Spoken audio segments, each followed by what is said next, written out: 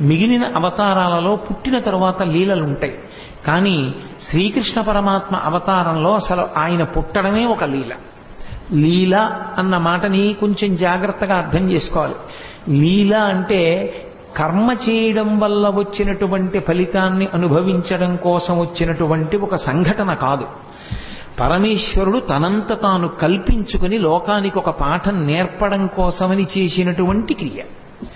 అంటే మీకు నేను ఒక ఉదాహరణ చెప్పాలి అంటే, నేను ఇవాళ మీ ముందు ఇలా మెళ్ళో పూలదండ వేసుకుని కూర్చోవడానికి శాస్త్రంలో గతంలో నేను చేసిన కర్మ ఏదో ఫలితంగా ఉంటుంది. కాబట్టి నాకు ఇవాళ ఈ విషయం మీద ప్రసంగించడానికి పరమేశ్వరుడు ఒక అధికారం ఇస్తాడు. అలా ఇప్పుడు కోటేశ్వరరావు గారు లీల చేశారండి అనకూడదు. లీల ఉండదు. గతంలో చేసుకున్న పాపపుణ్యములను బట్టి నేను ఇప్పుడు ఈ పని చేస్తున్నాను. నాకు ఏదో మోకాలు నిప్పెట్టింది అనుకోండి, గతంలో ఎప్పుడో ఏదో